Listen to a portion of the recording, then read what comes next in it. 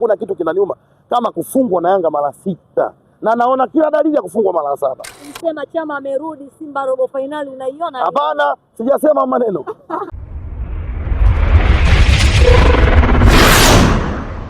Papa wanamuita hapa Mnazi Mmoja. Hali iko vizuri? Nashukuru Mungu, naendelea vizuri. Tupo mjini kama kawaida. Ndio.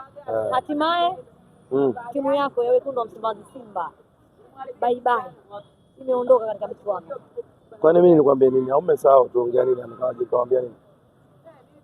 Si mara mwisho tuongea nini? Kama si shughuli hatuna mwaka huu. Yaani tuangalie mwaka, lakini kwa mwaka huu yaani shughuli yetu si ishaisha siku nyingi. Na juzi ndio imethibitika. Yaani unasema ametimia juzi. Unamfunga mtu goli 2, anakuja anachomoa tena, afu bado dakika 90 na refa anakufunikia penalti. Unaona ni kawaida hiyo? Sio kawaida. Wachezaji uwezo mdogo. Sio wachezaji bwana, Simba na mambo mengi. Hiyo wachezaji watu wanawaangushia. Yaani watu wanaangusha nyumba mbovu kwa wachezaji. Walifungaje goli 2? Timu ile ndio ile ile. Wachezaji wenye timu mbovu wanamfunga kama wale expensive goli 2. Hapo anakuja anachomoa. Kuna mambo ya kipuuzi tu yanafanyika ndani kwa ndani ambayo ndio yanapelekea kutokea hali ambayo unaona inatokea hapa. Ali, katika mchezo ule wa Simba wa juzi hapa tuliweza kuona kuna tukio la mwenyekiti wa klabu ya wekundu wa Msimbazi Simba Murtaza Mangungu akifanyiwa fujo na baadhi ya mashabiki. Kwako wewe kama shabiki wa Simba, tukio lile umetafsirije na hiki ambacho kinaendelea kwa hivi sasa, maoni yako ni yapi?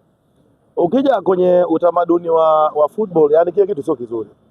Yani sio kitu kizuri kabisa kama vile kiongozi wa timu na pale kuna wageni wengi kumfanyia mambo kama, lakini viko vitu ambavyo vinapelekea, unajua watu wanaumia. Yani umeona mpira unaumiza. Yani watu wanaumia. Hebu fikiria mtu anatoka, mtu mzima na kumpiga mtu ngumi, anapiga mtu konzi kwa sababu gani? Maumivu, watu wanaumia. Na watu wakiangalia, yani lawama zote watu wanamwingisha yeye mwenyekiti kwa sababu yeye ndio kwa upande wa wanachama huku. Umeelewa? Yani watu wanaamini wao yeye ndio msemaji wao. Kama kuna shida kwa nini usemi? Kwani timu inakwenda hivi? Kwa nini nafikia hatua hii timu? Na wewe ndio leader wetu sisi huku. Unakaa kimya tu, usemi chochote. Kama kuna shida kati yenu nyinyi na watu wengine, basi tuambieni. Iteni watu tukae chini jamani, huku msione hivi, watu tunapambana lakini hali huku ni mbaya. Umeelewa? Labda kama watu wanaposema Moka kaa pembeni hata kutoa hela. Yeye anakaa kimya, maana yake nini? Kama ndio kweli hivyo. Kama Moa atoe pesa, akaa pembeni. Yeye anakaa kimya na mkajana kimya. Au na yeye anakula. Mwenyekiti anateleza wapi? Hapo ninaposemea hapo. Azungumze. Waambie watu wako kwa sababu wao ndio wamekuchagua. Wewe unakaa kimya tu, timu inavurunda na unafungwa mara 6 na Yanga. Inakuja hii mara 7 au mwenyekiti upo tu. Hujui shida nini? Mara ya kwanza, ya pili, ya tatu, ya nne.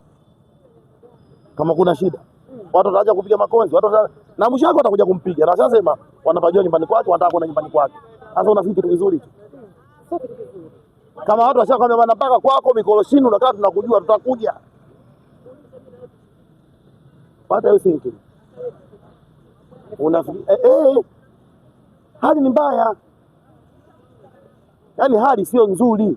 Na wallahi watu wasiposimama, uje Simba ndio inapotea. Maana kila mtu anasema lake. Kija upande wa wachezaji huku wanasema ya kwao.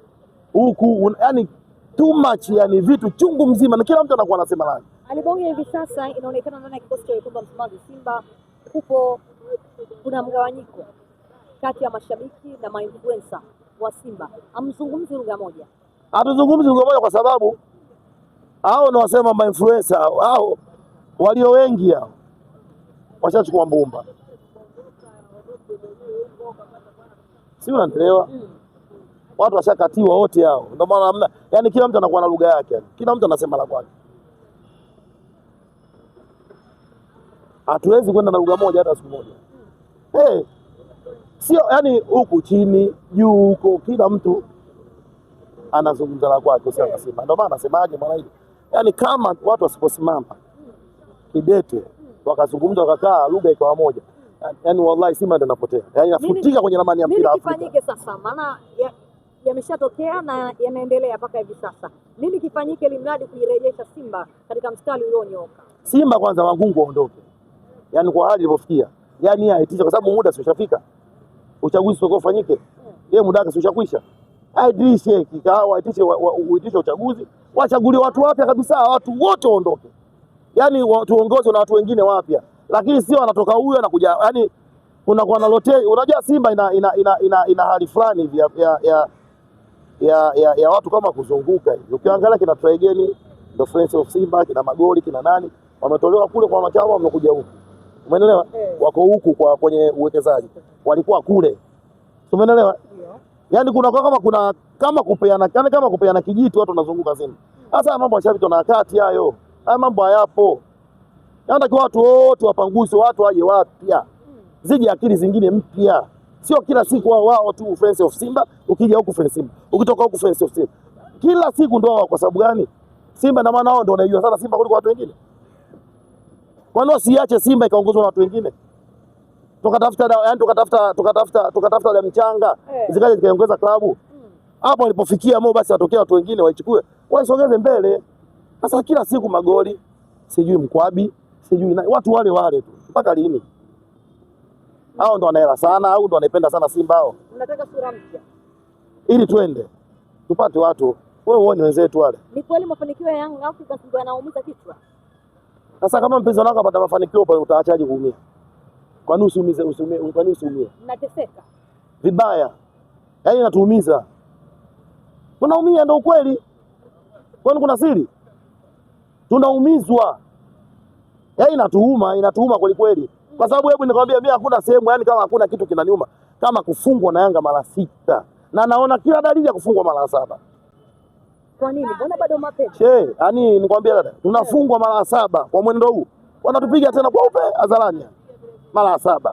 Tuna make history, yani kwa mara ya kwanza tunafungwa non stop na Yanga fululizo, kila ukiingia unapasuka, Yaani tumekuwa kama pombe ya ngomani, kila mtu anakuja ajitekea anaondoka zake. Baadhi ya mashabiki wengine wa Wekundu wa Msimbazi Simba, wadau wa mpira hapa nchini kwetu Tanzania na wachambuzi wanasema kwa upande wa mwenyekiti, kwa upande wake yeye kama kiongozi tayari ameshafanya yote ambayo yanastahili, lakini wachezaji ndio wanawaangusha. Wachezaji wanaangusha nyumba mbovu. Kweli ziko habari za kusema wanachezaji wanalewa, sijui wanafanyaje.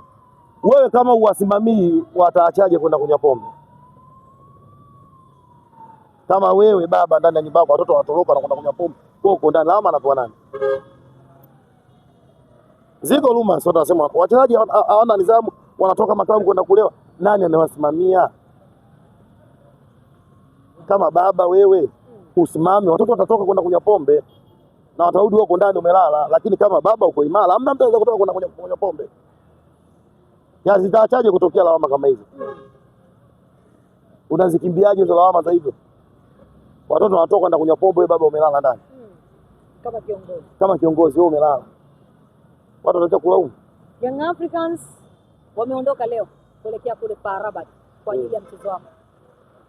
Sawa, sisi tunatakia kila heri.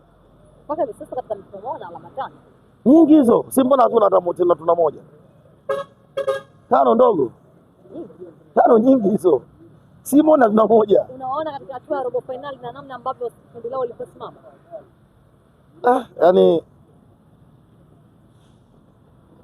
sijui, yani mimi labda mpaka washinde mechi hii wakishinda nitawaweka kwenye hiyo lamani kwa jinsi ya kundi lao lilivyo. Kama watapata matokeo kwenye naona yani sijui mambo ya football, lakini kwa the way wamecheza mechi zao na mechi zao hizi mbili na hii ya tatu waliocheza hapa waliodraw na nani na Ahli, naona kama wana nafasi ya kupata alama 3. Wakosa alama 3 utapata pointi 1, lakini mimi yani ili niwape nafasi ya kusema wanaweza wakavuka hii hatua waliokuwa nayo, labda wapate alama 3 leo, wapate alama 3 hizo kwa hii mechi inayokuja na Sharabati. Ukipata hiyo unaweza nikawaweka kwenye lamani ya kusema sasa wenzetu unaweza